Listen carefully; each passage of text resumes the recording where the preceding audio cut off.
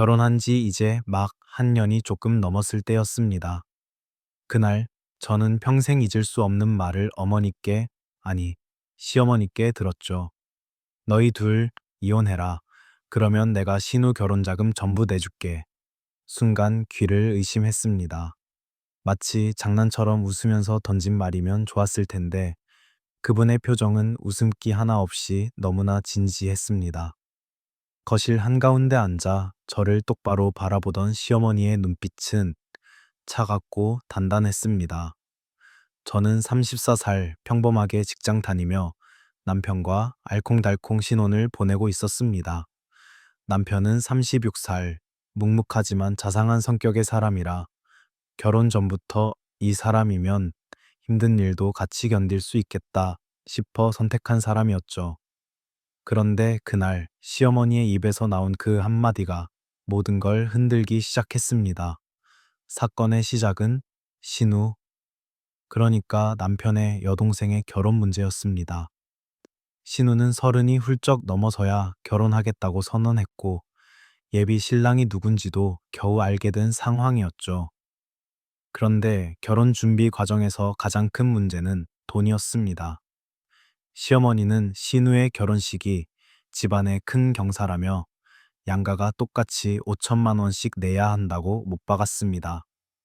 그런데 문제는 우리 부부에게 그만한 여유가 전혀 없었다는 겁니다. 신혼집 대출이 아직 잔뜩 남아 있었고 저는 결혼 준비하며 모아둔 적금까지 털어넣은 상황이었죠. 그런데도 시어머니는 내 몫을 당연히 내야지 라는 태도였습니다. 저는 최대한 부드럽게 저희도 아직 대출이 많아서 어렵다고 말씀드렸지만 시어머니는 그 자리에서 이렇게 말했습니다. 그럼 너희 둘 이혼하고 내 아들이 새 출발하면 그 돈을 신우한테 쓰는 걸로 하자. 순간 숨이 턱 막히는 기분이 들었습니다. 결혼 생활을 파탄낼 만큼 신우의 결혼이 그렇게 중요한 걸까요? 아니면 그동안 제가 몰랐던 무언가가 이 집안에 있는 걸까요? 그때는 몰랐습니다. 그 한마디 뒤에 상상도 못한 진실이 숨어 있다는 것을 제 시댁은 겉으로 보기엔 평범한 중산층 가정이었습니다. 시어머니는 전업주부로 집안을 오래 지켜오셨고 시아버지는 몇 년 전 지병으로 세상을 떠나셨죠. 남편과 신우 이렇게 두 남매가 있었는데 문제는 이 두 남매에 대한 시어머니의 태도가 극과 극이었다는 겁니다. 남편은 어릴 때부터 집안의 기둥으로 키워졌습니다. 네가 남자니까 네가 책임져야 한다 는 말을 수도 없이 들으며 컸고 대학 등록금도 아르바이트로 충당했다고 하더군요. 반대로 신우는 그야말로 집안의 공주였습니다. 중고등학교 시절 내내 과외와 학원을 전부 시어머니가 챙겨줬고 대학 졸업 후에도 직장을 오래 다니지 못하고 금방 그만뒀습니다. 그때마다 시어머니는 우리 딸은 아직 때가 안 됐어 라며 감싸주셨죠. 저와 남편이 결혼했을 때도 신우는 집에서 놀면서 부모님 용돈을 받는 상태였습니다. 처음엔 그저 철이 없는 동생이려니 했습니다. 하지만 결혼 후 몇 달이 지나면서 저는 점점 불편함을 느끼기 시작했어요. 남편 월급날이면 시어머니가 슬그머니 전화를 해서 동생 용돈 좀 챙겨주라는 말을 했고 명절이나 가족 모임 때도 신우의 눈치를 보며 움직이는 분위기가 있었습니다. 남편은 늘 그걸 당연하게 받아들이더군요. 그런데 신우가 결혼하겠다고 선언한 순간 시댁 분위기는 완전히 달라졌습니다. 시어머니는 온 가족이 신우 결혼을 위해 움직여야 한다는 시기였어요.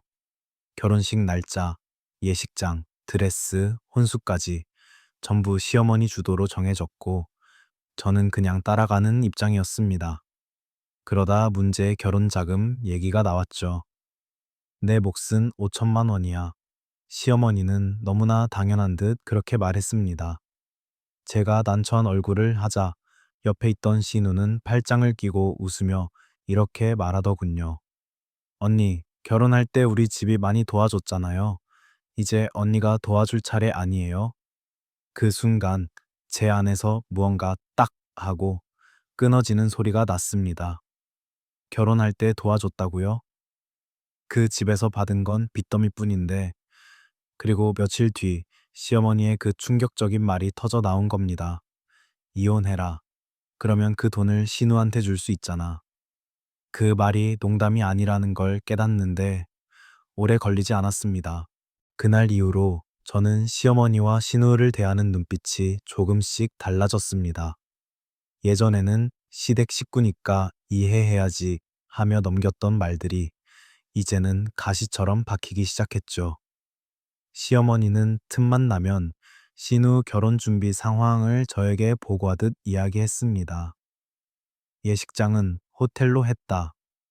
드레스는 샵에서 할 거고, 저한테 알려주는 건 좋은데 그 말 끝에는 꼭 한마디가 붙었어요. 그러니까 내 목돈은 빨리 준비해. 마치 제가 결혼자금 통장이라도 되는 듯한 태도였습니다. 한 번은 시어머니 집에 들렀을 때 거실 한쪽에서 신우와 예비 신랑이 앉아 이야기하는 걸 들었습니다. 오빠네한테는 얘기했어. 결혼자금은 확실히 줄 거라고. 엄마가 알아서 해주신다니까 걱정 마. 그 대화를 듣는 순간 저는 숨이 턱 막혔습니다. 이미 그 사람들 머릿속에는 내 돈이 신우 결혼 자금으로 쓰이는 걸로 굳어져 있었던 겁니다. 그 후로 시어머니의 태도는 점점 더 노골적이 됐습니다. 저희 부부가 함께 있는 자리에서 대놓고 이런 말을 했죠. 네가 우리 딸을 진짜 가족처럼 생각한다면 이 정도는 해줄 수 있는 거 아니니? 남편은 그 말을 들으면서도 아무 대답이 없었습니다. 그 무표정이 저를 더 힘들게 했습니다. 속으로 왜 나 대신 반박해주지 않지? 왜 아무 말도 안 하지? 라는 생각이 수백 번은 들었죠. 그리고 며칠 뒤 시어머니는 저를 단둘이 불러 앉혀놓고 말했습니다. 나는 네가 마음에 안 들어. 네가 우리 집에 들어온 순간부터 우리 아들은 힘들어졌어. 차라리 이혼해라. 그러면 내가 신우 결혼을 성대하게 해줄 수 있다. 그 말은 제 자존심뿐 아니라 제 결혼 자체를 부정하는 것이었습니다. 순간 눈앞이 하얘지면서도 머릿속 한쪽에서는 차가운 결심이 스며들고 있었습니다. 이대로는 안 되겠다. 뭔가 방법을 찾아야 한다. 그때는 몰랐습니다. 곧 신우와 관련된 엄청난 비밀을 제가 알게 될 줄은. 그날은 주말이었고 시댁에서 점심을 먹자고 연락이 왔습니다. 평소 같으면 남편과 함께 가겠지만 이번엔 이상하게 남편이 바쁘다며 혼자 다녀오라는 겁니다. 싫었지만 괜히 더 피하면 오히려 불리할 것 같아 저는 마음을 다잡고 시댁으로 갔죠.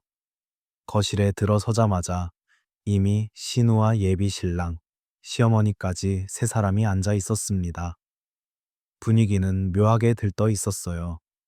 상 위에는 웨딩 카탈로그, 드레스 샘플 사진, 예식장 계약서까지 놓여 있었죠.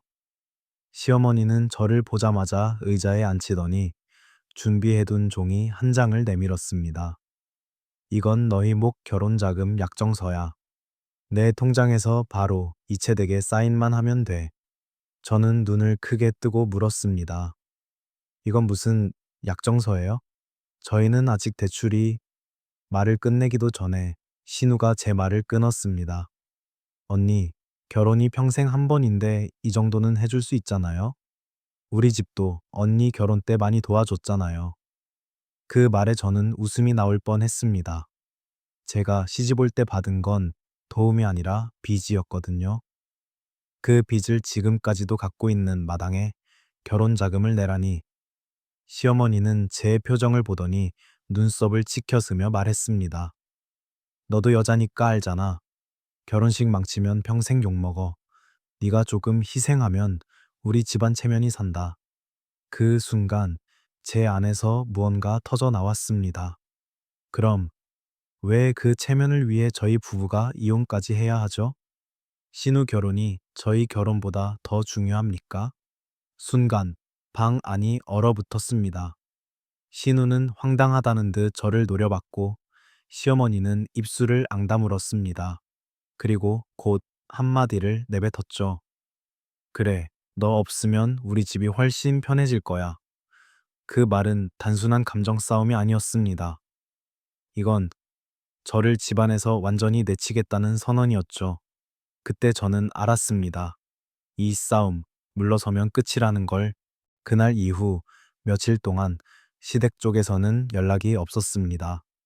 시어머니도 신우도 심지어 남편도 아무 말이 없었죠. 마치 그날의 대화가 없었던 일처럼 조용했습니다.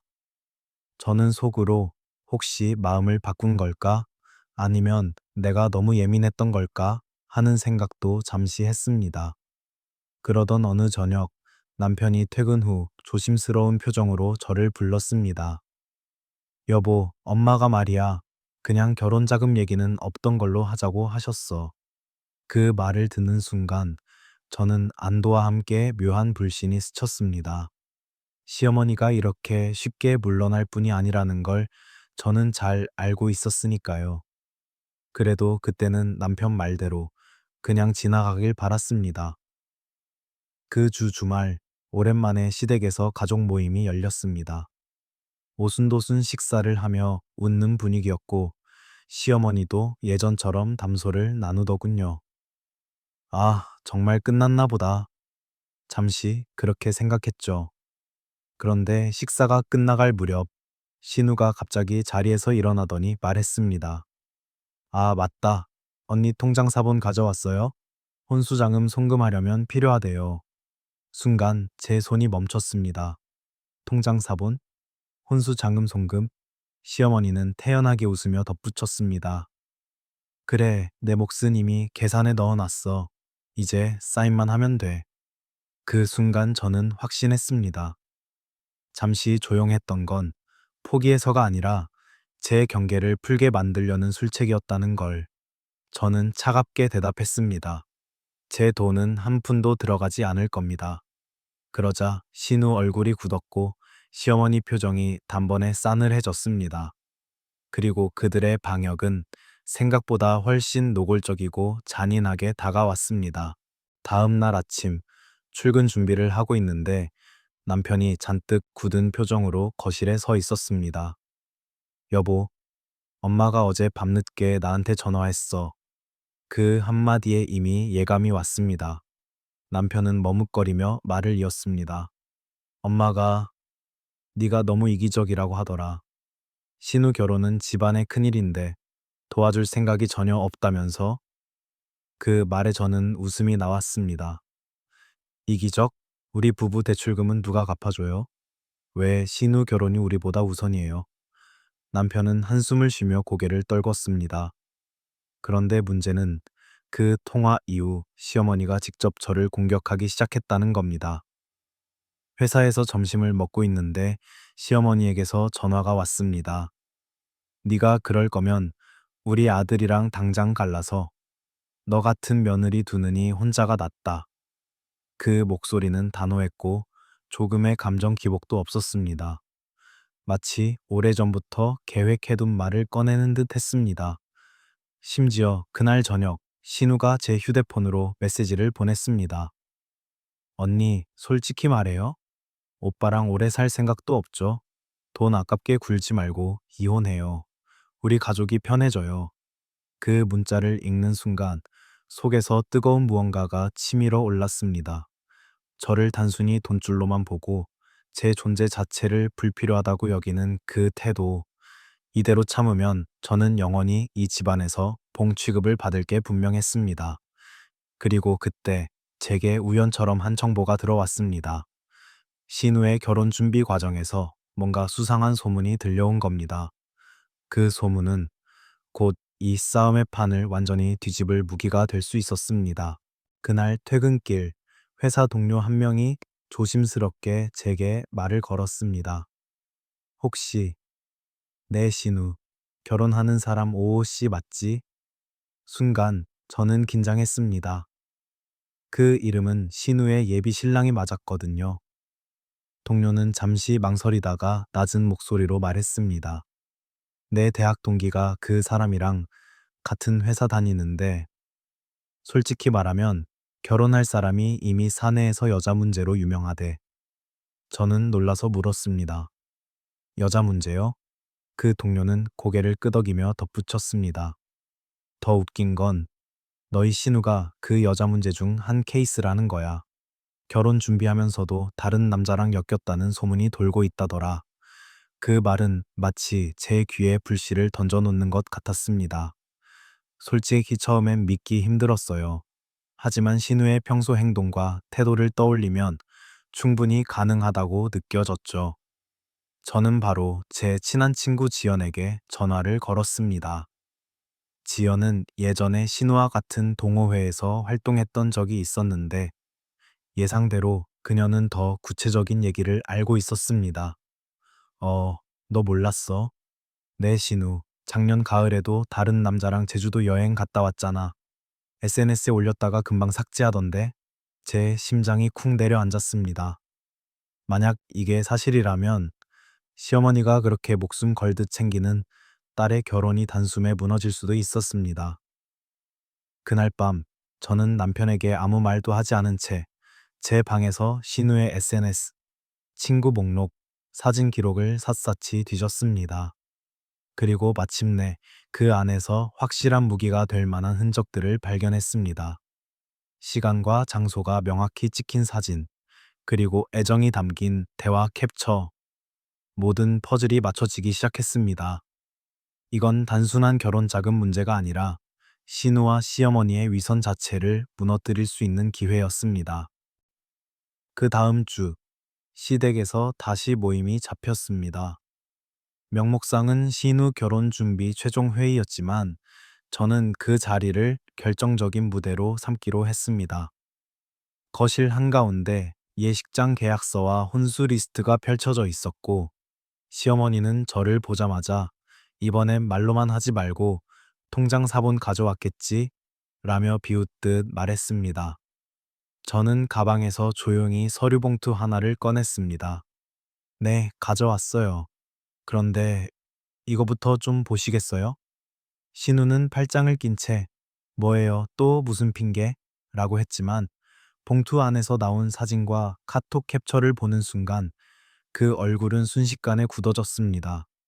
사진 속에는 신우가 다른 남자와 팔짱을 끼고 여행을 즐기는 모습, 그리고 호텔 로비에서 찍힌 장면이 고스란히 담겨 있었습니다. 시간은 불과 한 달 전, 결혼 준비 중이라고 떠들던 그 시기였습니다. 이게 뭔지 설명해 주실래요? 제 목소리는 최대한 차갑고 또렷했습니다. 시어머니가 사진을 낚아채더니 얼굴이 하얗게 질렸습니다. 이게, 이게 뭐야? 신우는 더듬거리며 변명을 했지만 그 변명 속에는 오히려 더 많은 거짓이 묻어났죠. 저는 거기에 한마디를 덧붙였습니다. 참고로 이 사진과 대화 내용은 이미 예비 신랑 쪽에도 전달해뒀어요. 결혼이 계속될지는 두 분이 알아서 결정하시겠죠. 그 순간 신우의 얼굴은 공포로 일그러졌고 시어머니는 자리에서 벌떡 일어나 저를 노려봤습니다. 하지만 이번엔 그 눈빛에도 힘이 없었습니다. 그 방 안의 공기는 무겁게 가라앉았고 저는 속으로 아주 조용히 이 싸움 이제 끝이 보인다 라고 생각했습니다. 그날 모임은 예상보다 훨씬 빨리 끝났습니다. 신우는 울며 방에 들어가 문을 걸어 잠갔고 시어머니는 입술을 꽉 깨문 채 아무 말 없이 거실을 서성였습니다. 남편은 상황을 파악하느라 얼굴이 창백해져 있었죠. 집으로 돌아오는 길, 남편이 물었습니다. 여보, 이 사진들 도대체 어디서 구한 거야?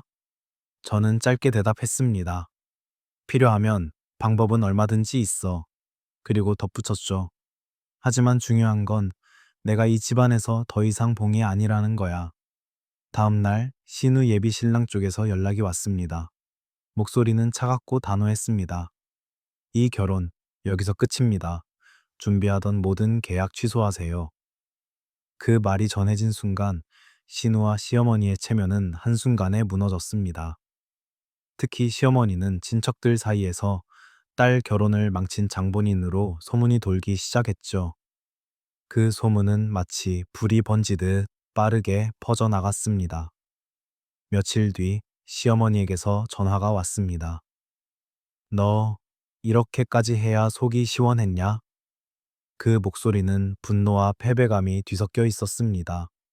저는 차분히 대답했습니다. 아니요, 저는 단지 제 결혼과 제 가정을 지킨 것뿐이에요. 그 이후로 시어머니는 결혼 자금 얘기를 입에 올리지 않았습니다. 대신 신우 쪽에서 연락이 왔죠. 언니, 이번 일 내가 잘못했어. 하지만 이건 가족끼리 해결할 수도 있었잖아. 그 말에 저는 웃음이 나왔습니다.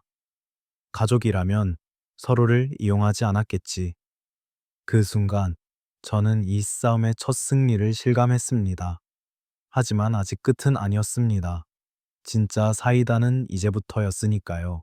신우의 결혼이 공식적으로 파토 났다는 소식은 순식간에 친척들과 이웃들 사이에 퍼졌습니다. 특히 예비 신부가 결혼 준비 중에 다른 남자와 여행 갔다는 얘기는 한번 입에서 입으로 전해지자 과장과 사리부터 더 자극적으로 변했습니다. 그 소문이 시어머니 귀에 들어가지 않을 리 없었죠. 며칠 동안 시어머니는 집 밖에 잘 나가지 않았다고 합니다. 평생 체면을 가장 중요하게 여겼던 분이었으니 이번 일은 치명타였을 겁니다. 그 와중에 신우는 회사에도 사직서를 냈습니다. 사내에서도 이 소문이 돌았기 때문에 버티기 힘들었겠죠. 저는 그 소식을 들으면서도 마음 한켠이 씁쓸했습니다. 하지만 동시에 그동안 저를 이용하고 무시하던 태도를 생각하면 이게 당연한 결과라는 생각이 들기도 했습니다. 시어머니는 여전히 저를 원망하는 눈치였지만 직접적으로 공격하지는 못했습니다. 이미 모든 친척들이 상황을 알고 있었고 누가 봐도 이번 사건의 중심에는 신우의 잘못이 있었으니까요. 남편은 그동안 중립을 지키려 했지만 이번 일을 계기로 확실히 제 편에 서기 시작했습니다. 그동안 내가 너무 엄마 말만 듣고 있었던 것 같아. 미안해. 이제는 우리 가정을 먼저 생각할게. 그 말에 저는 조금은 마음이 풀렸습니다. 그렇게 표면적으로는 조용해졌지만 속으로는 느껴졌습니다. 시어머니와 신우가 이렇게 물러설 사람들이 아니라는 걸요. 그리고 곧 그 예감이 현실이 되었습니다. 그들은 또 다른 방식으로 저를 흔들려고 했습니다. 신우 결혼 파토 이후 몇 주가 지났을 때였습니다. 그동안 조용하던 시어머니가 갑자기 전화를 걸어왔습니다. 이번 주말에 잠깐 보자. 할 얘기가 있다. 목소리는 평온했지만 묘하게 불편한 기운이 느껴졌습니다. 약속 장소는 시댁 근처 카페였습니다. 제가 들어서자마자 시어머니는 종이봉투 하나를 밀어놓았습니다. 안에는 얇은 서류 몇 장과 작은 메모가 들어 있었습니다. 네가 우리 집에서 한 행동들 다 적어놨어. 이혼할 생각 없으면 여기 서명해. 서류 내용을 보니 터무니없는 조건들이 가득했습니다. 시댁 경조사비 전액 부담, 신우 생활비 일부 지원, 그리고 시어머니 의견 최우선 조항까지 말도 안 되는 요구였죠.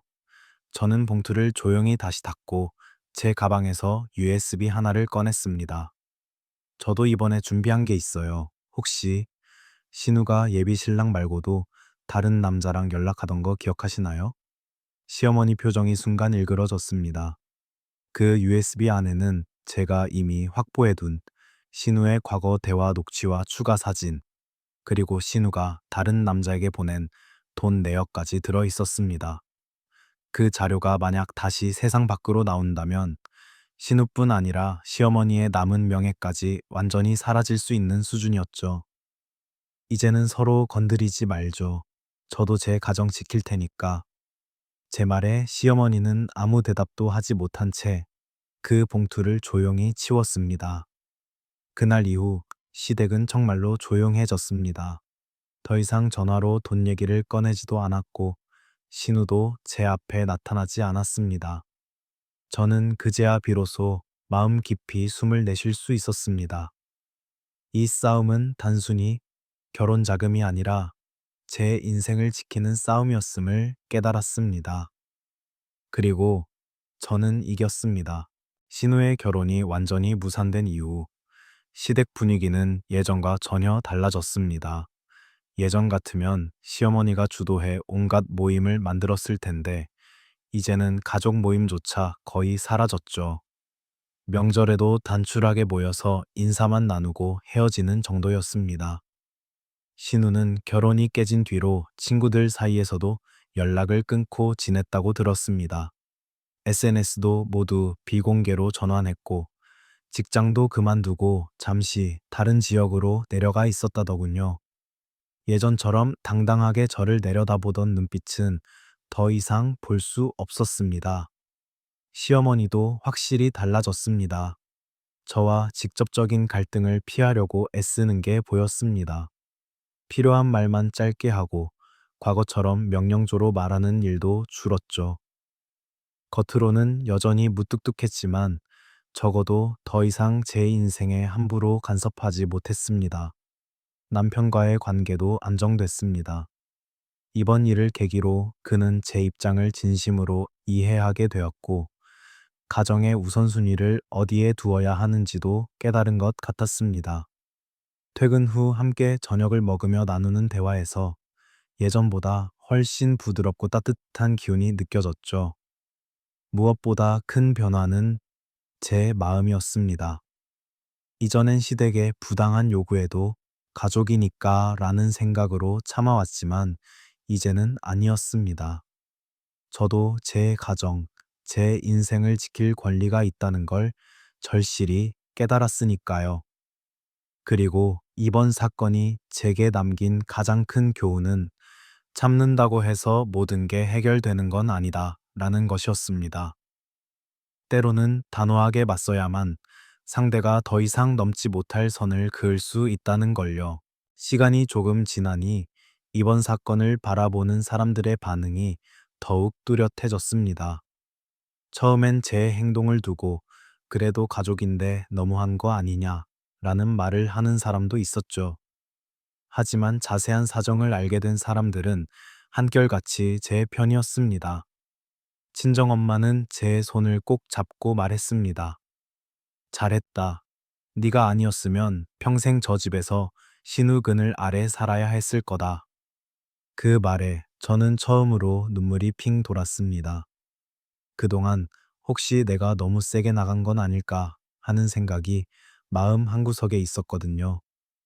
이번 일을 통해 알게 된 건 진짜 가족은 피로만 이어지는 게 아니라는 겁니다. 서로를 존중하고 부당한 요구를 하지 않는 것. 그게 가족의 기본이라는 걸 저는 뼈저리게 느꼈습니다. 시댁 쪽 친척 중 몇몇은 저에게 슬며시 연락을 해 사실 너 잘했다 라고 해주기도 했습니다. 그들은 예전부터 시어머니와 신우의 성향을 알고 있었고 저처럼 당한 사람이 한둘이 아니었다고 하더군요. 그 말을 듣고 나니 묘하게 마음이 편해졌습니다. 내가 한 행동은 단지 나를 위한 것만이 아니라 앞으로 같은 피해를 당할 수도 있는 다른 사람들을 막는 길이기도 했다는 생각이 들었거든요. 그리고 저는 결심했습니다. 앞으로 누군가가 부당한 대우를 받으며 참고만 살고 있다면 그 사람 옆에서 최소한의 힘이 되어 주겠다고요. 왜냐면 저는 그 기분을 누구보다 잘 아니까요. 여기까지 제 이야기를 들으신 분들이라면 아마도 여러 감정이 교차하실 겁니다. 혹시 여러분도 비슷한 경험을 하신 적 있나요? 가족이라는 이름으로 혹은 시댁 처가라는 이유로 도저히 납득할 수 없는 요구를 받아본 적 말입니다. 그 순간 우리는 참는 게 미덕이라고 배워왔습니다. 좋게 좋게 넘어가자. 그냥 참고 살면 언젠가 달라질 거야. 하지만 제가 이번 일을 겪으면서 깨달은 건 참는다고 해서 상대가 나를 존중하게 되는 건 아니라는 사실이었습니다. 혹시 지금 여러분 곁에도 선을 넘는 사람이 있다면 부디 그 선을 분명히 그어주시길 바랍니다. 나를 지키는 건 이기적인 게 아니라 당연한 권리니까요. 그리고 한 가지 더, 그 싸움이 무섭게 느껴지더라도 혼자가 아니라는 걸 기억했으면 합니다. 저도 친구와 지인들, 그리고 결국은 제 편이 된 남편 덕분에 버틸 수 있었거든요. 혹시 오늘 제 이야기를 들으면서 내 얘기 같다거나 나도 이런 적 있었어 하고 떠오른 장면이 있다면 댓글로 남겨주세요. 여러분의 이야기가 누군가에게 용기를 줄 수도 있으니까요. 오늘 이야기는 이렇게 끝이 났지만 저에게는 단순히 한 번의 사건이 아니라 인생의 방향을 바꿔놓은 계기였습니다. 시댁의 부당한 요구와 신우의 위선을 마주했을 때 저는 처음으로 제 자신을 최우선에 두었습니다. 그리고 그 선택이 옳았다는 걸 시간이 흐를수록 더 확신하게 됩니다. 혹시 지금 이 영상을 보고 있는 분들 중 누군가는 여전히 같은 상황 속에서 고민하고 있을지도 모릅니다. 그렇다면 저는 이렇게 말해드리고 싶어요. 여러분의 행복은 절대 타협의 카드가 되어선 안 됩니다. 끝까지 들어주신 모든 분들께 진심으로 감사드립니다. 여러분이 계셨기에 저는 이 이야기를 이렇게 끝까지 풀어낼 수 있었습니다. 앞으로도 여러분과 함께 때로는 사이다처럼 시원하고 때로는 마음을 다독여주는 이야기를 나누고 싶습니다. 혹시 여러분의 사연도 누군가에게 힘이 될 수 있다면 주저하지 말고 보내주세요. 다음 영상에서 어쩌면 그 이야기가 여러분의 목소리로 세상에 전해질지도 모릅니다. 오늘 이야기 끝까지 함께 해주셔서 감사합니다. 채널 구독과 알림 설정 잊지 마시고 다음 시간에도 진솔하고 강한 이야기로 다시 찾아오겠습니다.